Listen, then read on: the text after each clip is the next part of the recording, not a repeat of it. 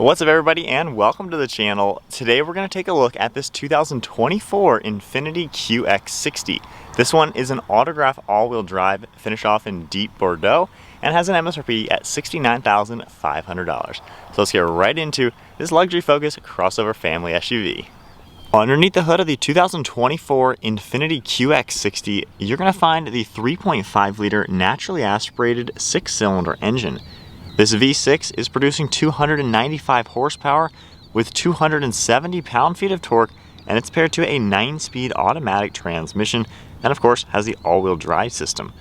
This SUV comes in weighing around 4,600 pounds, it can tow 6,000 pounds, and it runs on an 18.5 gallon fuel tank, so you can expect 20 miles per gallon in the city with 25 out on the highway. Overall length is 198.2 inches with wheelbase at 114.2. Width is 78 inches and height is 69.7. Moving on to the exterior styling with the 2024 Infiniti QX60, it's a pretty cool looking luxury focused SUV. We have a very nice set of LED headlights. You're going to see the blacked out housing and then the running light up above. They have a really good look with the amber color along with the white glow. They cut towards the grille. We're going to see chrome up above, then a chrome trim piece surrounding it, and gloss black within the mesh. You can see that Infiniti badge in the center, along with a forward-facing camera. Nice large grille to provide a lot of cooling and give it an aggressive appearance. You're also going to see some trim on the farthest sides. All of your parking sensors are integrated into the bumper, and then we get some plastic black trim down below with some gunmetal gray. You're going to see one of the safety sensors down below, along with another grille opening to provide maximum cooling to all the radiators. It certainly does have a very unique front end appearance. I think it does stand out nicely. Got a prominent sharp body line in the center of the hood, really rounded lines throughout it, and you can see just how wide everything appears. Very cool as we come around towards the side profile. You're going to see how that plastic trim makes its way to the fender flare, just to give it a more sporty vibe, and we have a nice set of 20-inch wheels. Multi-spoke design with a two-tone color, and then sharp body lines throughout that front fender. This also has two-tone door handles with body colored in chrome. Then you're going to see the black along with body color on the mirrors. There's an integrated turn signal as well as a camera. Then you're going to see chrome trim surrounding the windows, and this car has a two-tone color. We get that obsidian black for the entire roof, black roof rails, full panoramic roof, and I like how that chrome trim kind of disappears at the end.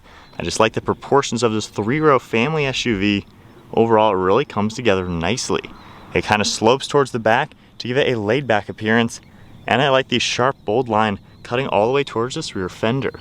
You can see how that plastic trim fades its way towards the rear bumper, and as you make our way to the back, you can see there's the silver trim along with some red trim throughout it, all of your parking sensors, trailer hitch connections in the center with your license plate. You're going to see all of your badging on the right side as well as the left. Infiniti is spelled out in the center with a tailgate release button along with a backup camera, nice Infiniti badge, and then a gloss black trim piece connecting these taillights. They look really nice in here with a smoked out housing, and I like how the taillights overall are sitting flush within the body. This also has a body colored integrated rear spoiler coming off the roof, and the black trim surrounding the rear window really goes together nicely with the chrome trim on the side. Overall, the QX60 has a pretty sporty and elegant design.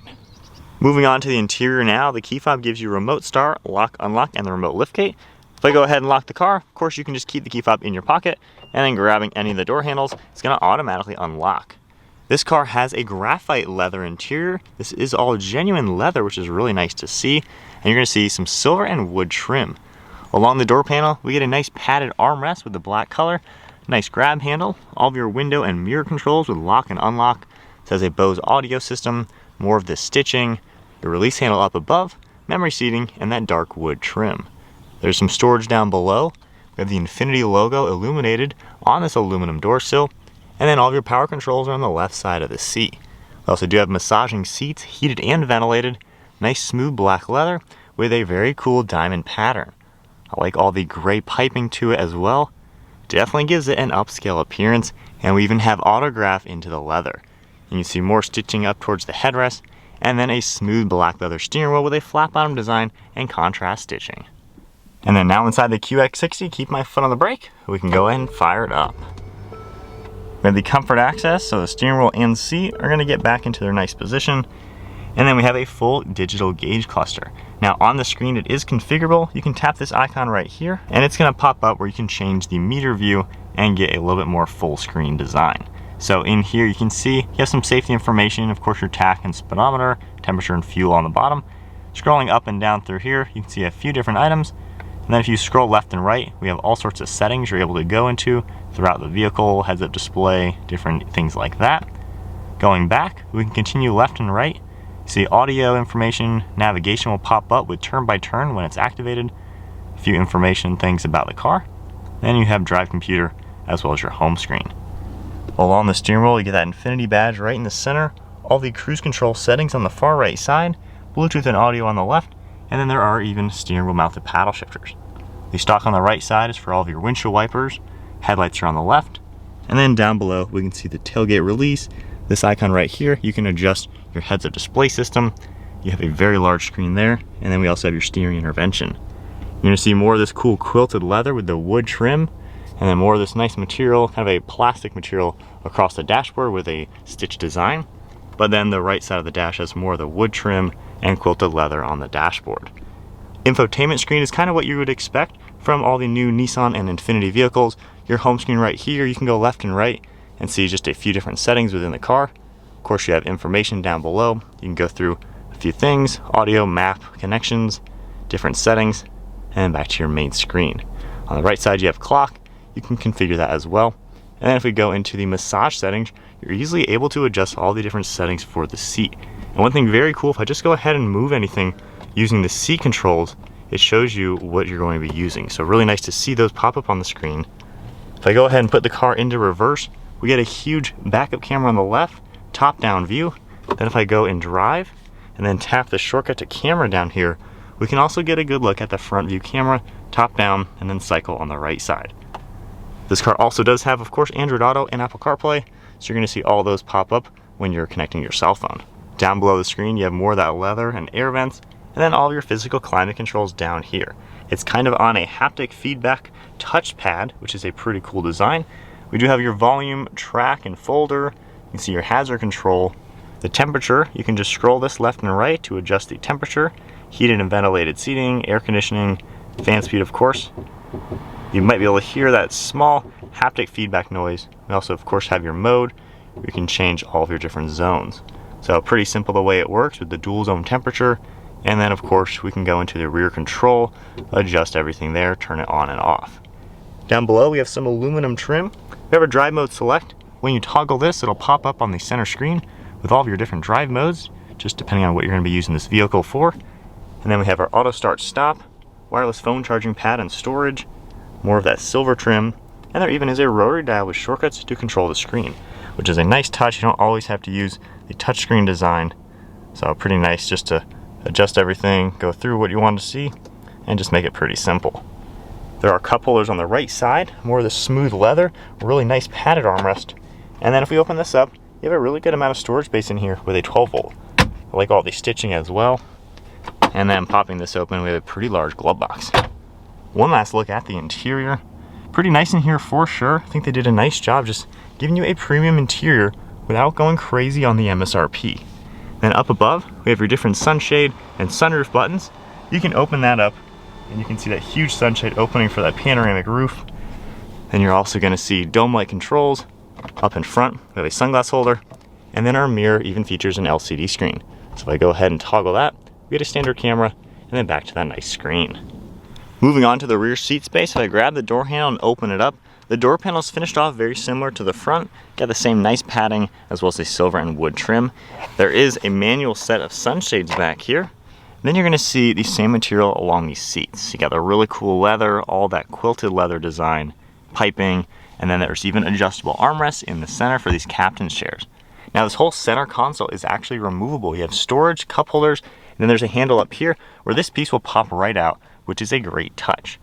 There are some manual controls, as well as a button right here. You toggle that, it's going to automatically get out of the way to make it really easy to enter the third row. You're going to see the two seats back here with ample amounts of storage as well as cup holders. And then just putting that back into its position. There's storage behind these seats. You also have different plugs. All of your climate controls are right in the center.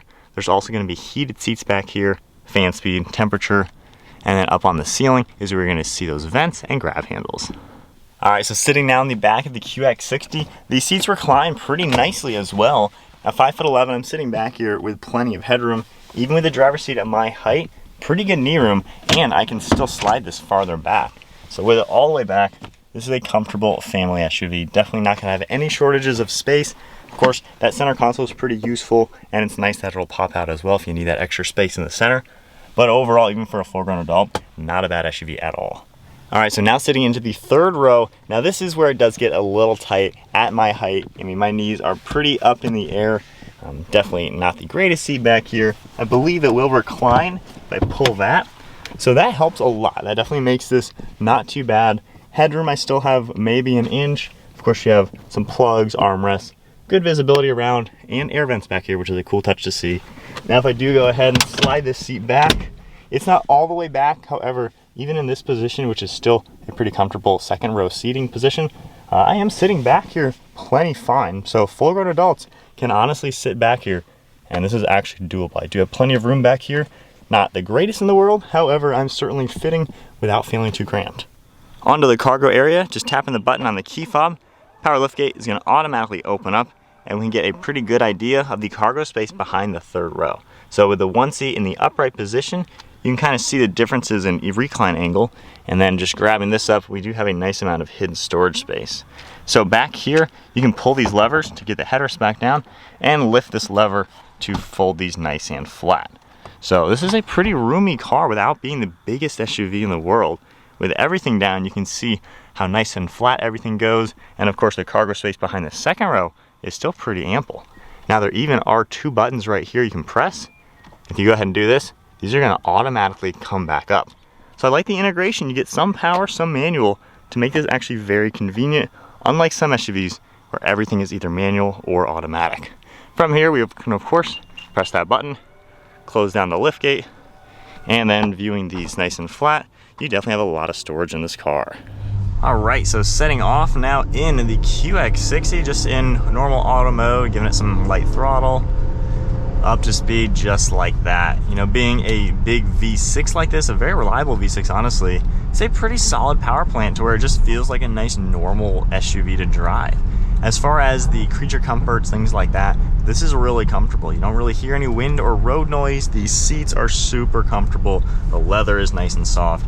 You really, you know, are sinking into the seat comfortably. No issues at all. We've taken a few of these on 10-hour road trips. We're taking this to Michigan as well.